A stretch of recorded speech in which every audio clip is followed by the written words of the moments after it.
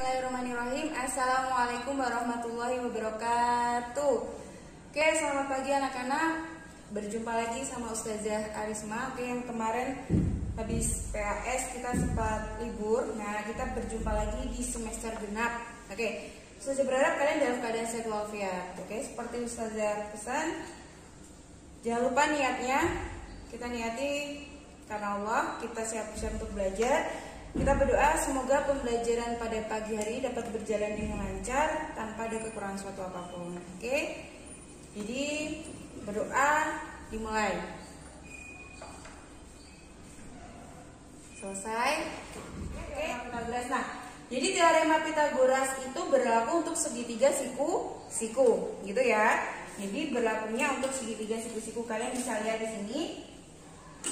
Saya jelaskan. Nah, ketika di bagian pojok ini, nah ini namanya bentuk siku-siku. Nah, di sini berarti ada namanya segitiga, berarti ada 3 sisi. Nah, kita bisa lihat segitiga BC. Nah, segitiga BC ini dibandingkan dengan segitiga AB atau AC, dia lebih panjang. Nah, kalau misalnya di sini itu ada A besar, berarti sudut yang berhadapannya, berarti di sini garis A kecil. Oke, kalau di sini A besar, berarti di depannya A besar ini A kecil. Jadi nggak usah bingung ya. Kemudian kalau di sini B besar, berarti di sini apa anak-anak? Ya, di sini B kecil, gitu ya. Nah, kalau di sini C besar, otomatis di depannya C kecil. Jadi bagian sini atau sisi miring ini bisa dibilang garis BC, bisa juga dibilang garis A, karena A kecil dia tadi berhadapan dengan A besar. Yang bagian bawah garis AB bisa disebut juga garis C, karena tadi berhadapan dengan C besar. Bagian yang ini garis AC juga bisa dibilang atau disebut garis B, karena tadi berhadapan dengan B besar. Oke, lanjut. Karena ini paling besar, nah garis miringnya itu disebut dengan hipotenusa. Oke, saya ingatkan lagi, jangan lupa dicatat ya, atau sisi miring, atau sisi miring, atau sisi terpanjang.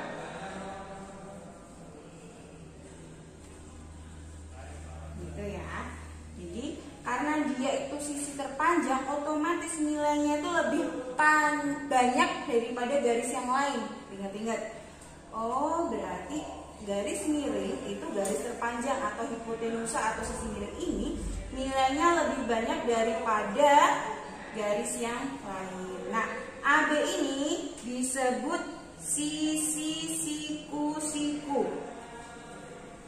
Sisi siku-siku. Kenapa? Karena dia berpenyiku. Bentuknya siku-siku di sini. Otomatis yang B sama dengan C, yaitu sisi siku-siku. Oke, sampai sini dipahami dulu. Sebelum kita lanjut menentukan rumusnya. Oke, paham ya? Oke, untuk rumusnya, nah sekarang kita menentukan rumus dari teorema Pitagoras ini. Rumusnya, ketika A ini tadi dia sisi terpanjang, otomatis nilainya paling banyak. Otomatis kalau mau mencari A, nah berarti karena dia paling banyak, sisi yang lain dijumlahkan, berarti menjadi A kuadrat. Nah, jangan lupa dikasih kuadrat sama dengan B kuadrat ditambah C kuadrat. Oke, kalau misalnya dibalik boleh nggak Misalnya C kuadrat ditambah B kuadrat boleh nggak? Boleh, karena dalam penjumlahan dibolak-balik boleh.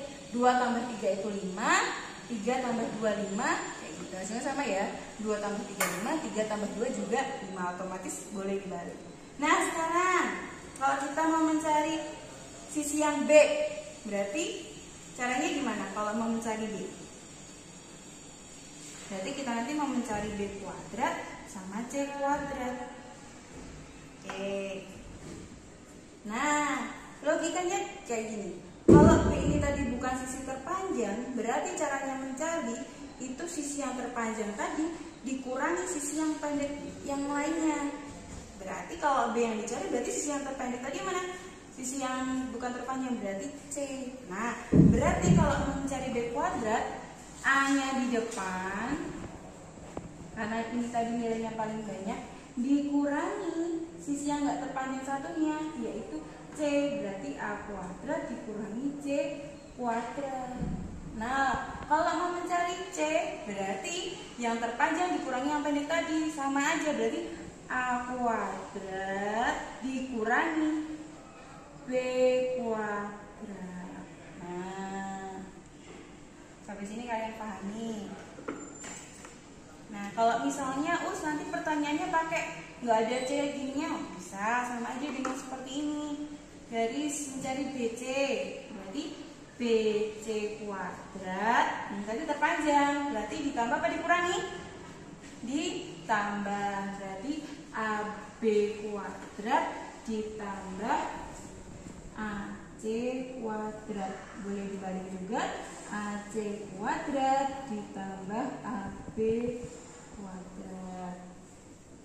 Kalau mau mencari AB berarti AB kuadrat sama dengan sisi terpanjangnya mana? BC, berarti yang terpanjang di depan. BC kuadrat dikurangi. Nah, kalau dia bukan sisi terpanjang atau bukan sisi miring, dikurangi. Sebagai pengurangnya itu sisi terpanjangnya. Berarti BC kuadrat dikurangi dengan AB kuadrat. AB-nya misalnya ini berarti AC kuadrat. Kalau mau mencari AC kuadrat, berarti BC kuadrat dikurangi selain AC berarti AB kuadrat. Nah, ini rumus dari Pythagoras. Kalian tulis, kalian catat di buku catatan kalian. Kalian post bagian ini lalu kalian catat. Oke.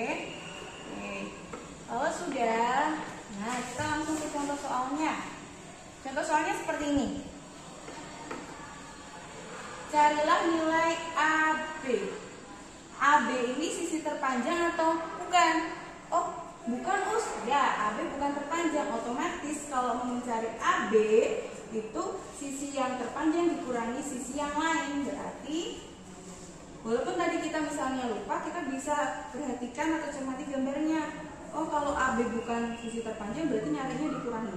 Berarti AB kuadrat sama dengan sisi terpanjangnya. Kalau misalnya kebalik AC dikurangi BC bisa nggak? Nggak akan ketemu.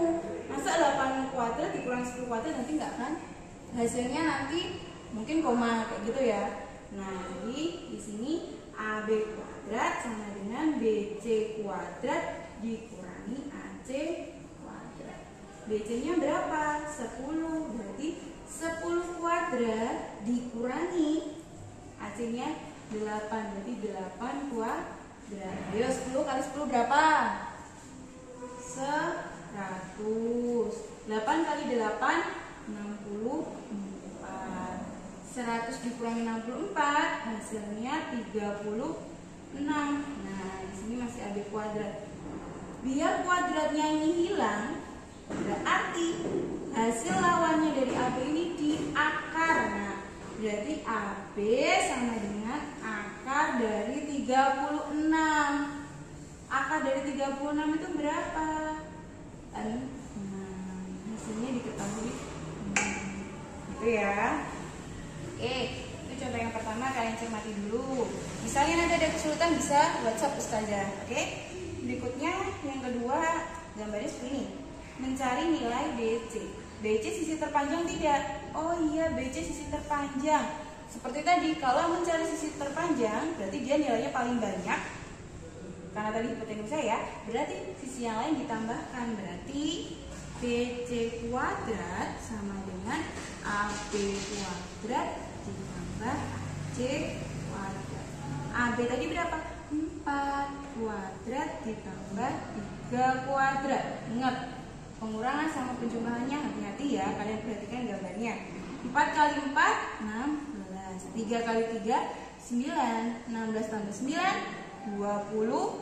Ini BC kuadrat. Biar kuadratnya hilang tadi diapain?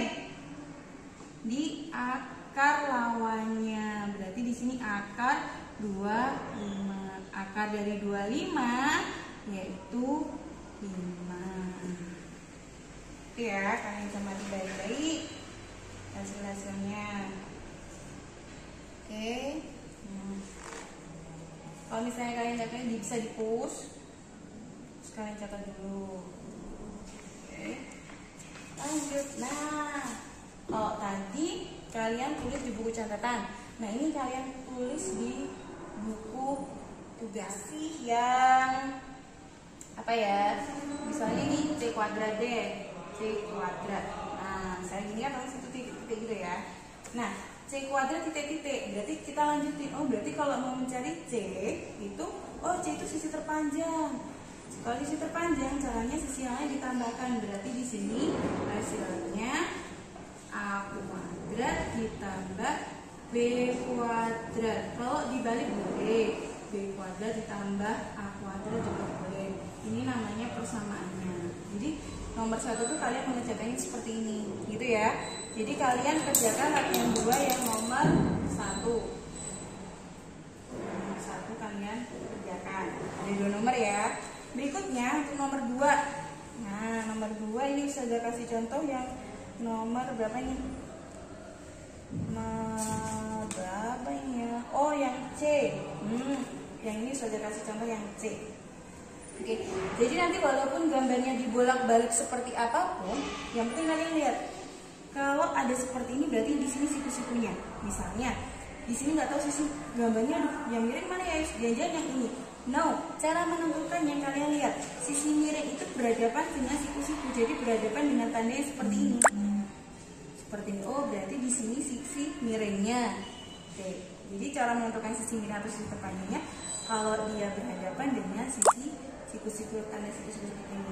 Nah, tarik. Oh, berarti ini sisi miringnya atau sisi terpanjangnya. Otomatis X-nya ini berarti dia mencari sisi terpanjang. Nah, ayo kalau sisi yang terpanjang tadi dikurangi apa ditambah? Ditambah. Oke. Jadi di sini X kuadrat sama dengan 15 kuadrat ditambah 8 kuadrat. Oke, seperti ini. Berarti X kuadrat 15 kali 15 berapa? 225. Oke. Kalau 8 kali 8 berapa? 64. Jadi totalnya yaitu 289. Dia kuadratnya hilang, lawannya di akar. Berarti akar 289. Akar dari 289 berarti 17. Nah, kalian kerjakan nomor 1 sama nomor 2. Oke, tapi yang nomor 2 ini cukup A sama B. A dan B. Jadi 3 nomor ya. Tadi nomor 1 4, jadi nomor 1 tadi dua-duanya, yang nomor 2 A sama B aja. Oke, kalian bisa tulis contohnya. Kalau bingung, kalian bisa post, terus kalian lanjutkan. Oke, sekarang yang nomor 5. Yang nomor 5. Kalau bentuknya kayak gini, ngerjainnya gimana ya, Us? Sama. Oke, kalian bisa tulis dulu soalnya. Oke, bisa ditulis soalnya seperti itu. Nah, semisal soalnya kayak gini. Soalnya di nomor 5 itu, kalian bisa di nomor 5, hitunglah nilai Y. Jadi di sini menghitung nilai Y. Menghitung nilai Y. Nah, kalau menghitung nilai Y, kalian tentukan tadi misalnya gini. Oh, Y-nya belum ada jawabannya, yang ada jawabannya 10. Bisa kalian kerjakan seperti ini. 10 kuadrat. Oke, kita tulis tadi kuadratnya sama dengan, oke, kalau ini tadi kan sisi miringnya udah diketahui hasilnya. Sisi miringnya 10. Sisi miring itu tadi ditambah apa dikurangi? Ditambah. Berarti 4Y kuadrat ditambah 3Y kuadrat. Seperti ini. Kalian cermati dulu. Oke, berarti 4Y kuadrat. Jangan lupa kurungnya. Oke. Berarti 4Y kuadrat ditambah 3Y kuadrat. Berapa?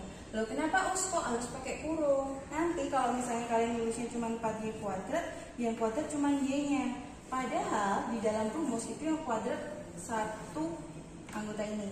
Berarti kalau misalnya 4Y kuadrat dikuadratkan semua bentuknya seperti ini. Gitu ya. Kalau bentuknya cuma 4Y kuadrat tanpa kurung, nanti yang kuadrat cuma punya Y aja.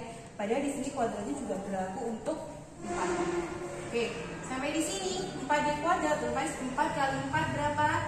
16. Y kali Y berarti Y kuadrat. Gitu ya. Y kali Y itu Y kuadrat. Terus saja ulas sebentar. Kalau Y ditambah Y, nah di sini walaupun nggak ada angkanya dia bernilai angka 1. Berarti Y tambah Y itu 2Y. Tapi kalau Y dikalikan Y di sini, berarti yang angka 1 itu yang ada di atas ini. Berarti Y-nya tetap, atasnya yang ditambahkan. 1 tambah 1 berarti menjadi Y kuadrat. Kalian catat ya bedanya penjumlahan sama perkaliannya seperti ini. Oke, lanjut ke sini. 3Y kuadrat berarti 3 kali 3 9. Y kali Y kuadrat. Nih, sampai sini. Berarti 16 ditambah 9 berapa? 16 ditambah 9 berapa? Yuk. Ada yang tahu? 16 ditambah 9 yaitu 25. Oke. Nah, Y kuadrat ditambah Y kuadrat tetap berlakunya Y kuadrat saja. Kok nggak jadi Y pangkat 4? Tadi kan ditambahkan itu kalau perkalian. Tapi kalau penjumlahan tidak. Y kuadrat tambah Y kuadrat tetap Y kuadrat karena ini tadi sudah ditambahkan. Gitu ya. Nah, kalau tadi kan berlaku yang nggak ada angkanya, maka menjadi 2Y. Tadi yang sini 10 kuadrat berarti 10 kali 10 100. 10 kali 10 tadi 100. Nah, sampai sini otomatis seperti mata pelajaran matematika semester ganjil kemarin. Kalau bentuknya seperti ini, angka dan huruf seperti ini namanya apa? Bentuk perkalian. Nah, karena tadi ini yang dicari Y-nya, otomatis di sini Y kuadratnya tetap di sini. 25-nya dipindah ke sana. Oke. Perkalian. Ini bentuk perkalian. Perkalian kalau pindah ruas menjadi apa? Perkalian dipindah ruas menjadi pembagian. Oke, yang 25 ini di atas apa di bawah? 25-nya di atas apa di bawah? Di bawah. Kenapa kok di bawah? Karena 25 ini tamu. Sedangkan 100-nya ini yang tuan rumah. Berarti posisinya tetap di atas, tamu berada di bawah. Seperti ini. 100 dibagi 25 hasilnya 4. Berarti 4 sama dengan Y kuadrat. Oke, kalau udah seperti ini biar kuadratnya hilang, berarti 4-nya di akar. Akar dari 4 hasilnya 2. Berarti Y-nya hasilnya adalah 2. Gitu ya. Oke, contoh yang B. Saja ganti judul biar gak bingung. Ini jawaban yang B. Oke. Walaupun ini siku-siku ya, berarti ini sisi terpanjangnya. Ini sisi terpanjang. Di sini kalau ada tanda ini namanya segitiga apa? Kalau ada tanda seperti ini namanya segitiga sama kaki.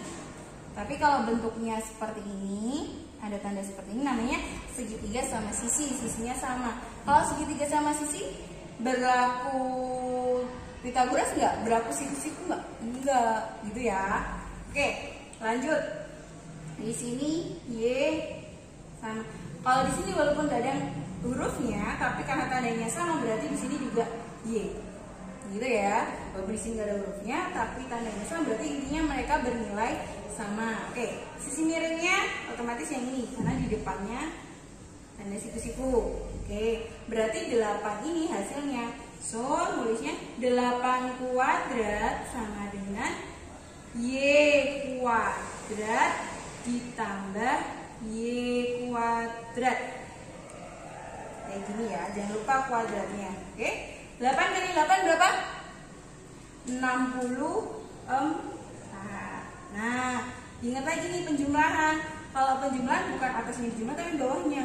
Walaupun ini tidak ada angkanya, tapi dia bernilai 1 di bawah sini sama di sini. Berarti menjadi 2Y kuadrat. Oke, sampai sini tadi namanya benda apa? Perkalian. Otomatis yang dipindah ruas siapa? 2-nya dipindah ke sana. Oke, menjadi 64 dibagi 2. Oh, kenapa kok dibagi 2? Karena 2 ini sebagai tanggung kuadrat. Oke, 64 dibagi 2 berapa? 32 sama dengan Y kuadrat. Oke. Ya. Udah bisa. Di sini kalian cermati lagi. Nah, biar kuadratnya hilang, otomatis 32-nya diakar. 32-nya diakar menjadi 32 ini. Akar dari 32. Aduh, berapa ya akar dari 32 ya? Ya, saya kasih kesempatan untuk berpikir akar dari 32. Caranya seperti ini. Kalau kalian kesulitan, 32 dibagi sama angka yang terkecil. Angka terkecil itu maksudnya 0, 1, 2, 3, 4, 5, 6 seterusnya. 32 dibagi 0 kan enggak mungkin. 32 bagi 1 enggak juga, enggak bisa. 32 dibagi 2 bisa enggak? Bisa us. 32 dibagi 2 itu berapa? 32 dibagi 2 hasilnya 16. Nah, sudah nanya, 16 itu bisa diakar enggak? 16 bisa diakar enggak? Bisa us. Berapa? 4.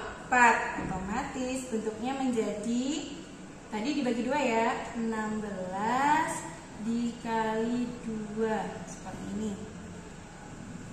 Misal, jadi kalian bagi angka yang di dalam kurung ini menjadi menemukan angka yang bisa diakar, intinya seperti itu. Misalnya kalian menjumpai angka berapa gitu ya, nggak bisa di akar, terus kalian bagi dulu angka 1, oh nggak bisa, nggak ketemu akarnya bagi angka 2. Nggak bisa bagi angka 3 seterusnya kayak gitu. Oke, kebetulan ini 32 dibagi 2 hasilnya 16. 16 ini bisa diakar, maka berhenti di sini aja. Berarti 32 itu sama dengan 16 dikali 2 gitu ya. Nah, 16 ini karena bisa diakar, tadi berapa? 4. Yang bisa diakar dikeluarin, berarti bentuknya seperti 4. 2-nya bisa diakar nggak? Enggak us, berarti dibiarkan aja menjadi 4 akar 2. Hasilnya selesai di sini. Tapi kalau kebetulan kalian menemukan akar yang dibagi berapapun nggak bisa diakar, maka hasilnya biarkan itu aja. Tapi jangan lupa dikasih akarnya. Kayak gitu ya. Untuk nomor 5 kalian kerjakan yang nomor A aja deh. A. Nomor 5 kalian kerjakan yang A. Jadi tugas kalian tadi nomor, saya balik ya. Tugasnya